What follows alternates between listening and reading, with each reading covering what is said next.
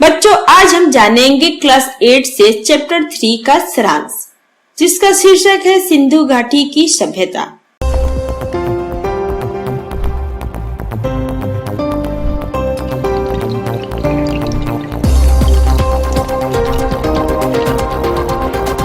बच्चों, इस चैप्टर की शुरुआत हम यहाँ से करेंगे। भारत की खोज पुस्तक को भारत के पहले प्रधानमंत्री पंडित जवाहरलाल नेहरू ने लिखा था।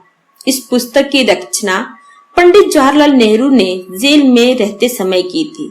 सन 1942 के भारत छोड़ो आंदोलन के कारण जवाहरलाल नेहरू को अंग्रेजों द्वारा गिरफ्तार कर लिया गया और उन्हें अहमदनगर की जेल में रखा गया। अहमदनगर की जेल में लगभग 5 महीने के प्रवास के दौरान पंडित जवाहरलाल नेहरू ने इस पुस्तक भारत एक खोज को लिखा। बच्चों, इस पुस्तक में नेहरू जी ने सिंधु घाटी सभ्यता से लेकर भारत की आजादी तक विकसित हुई भारत की बहुविध समृद्धि संस्कृति, धर्म और जटिल अतीत को वैज्ञानिक दृष्टि से विलक्षण भाषा शैली में बयान किया है। इस पुस्तक को नेहरू जी ने अंग्रेजी में लिखा और बाद में इसे हिंदी और अन्य बहुत सारे भाषाओं में अनुवाद किया गया है। भारत की खोज पुस्तक को क्लासिक का दर्जा हासिल है।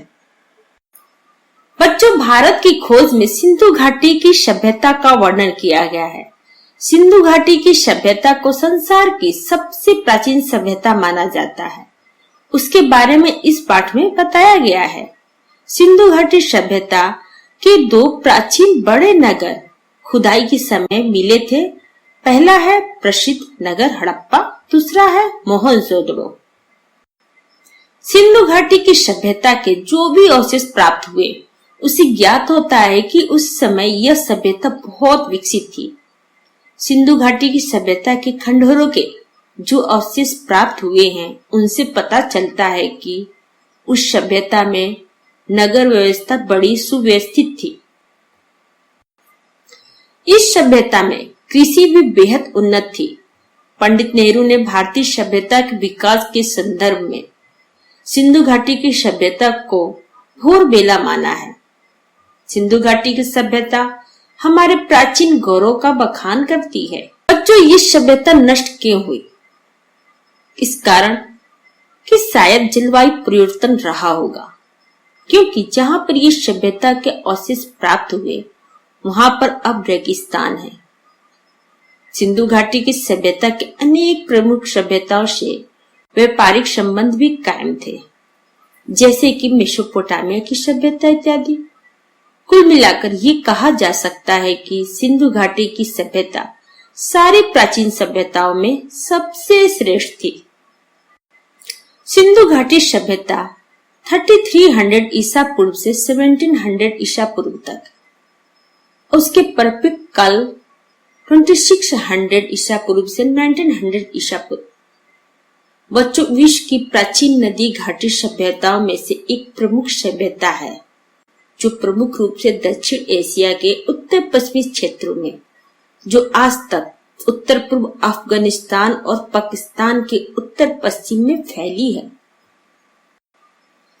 प्राचीन मिस्र और मेसोपोटामिया की प्राचीन सभ्यता के साथ यह प्राचीन दुनिया की सभ्यताओं के 3 शुरुआती कालक्रमों में से एक थी और इन 3 में से सबसे व्यापक तथा सबसे चर्चित सम्मानित पत्रिका नेचर में प्रकाशित शोध के अनुसार यह सभ्यता कम से कम 8000 वर्ष पुरानी है। यह हड़प्पा सभ्यता और सिंधु सरस्वती सभ्यता के नाम से भी जानी जाती है।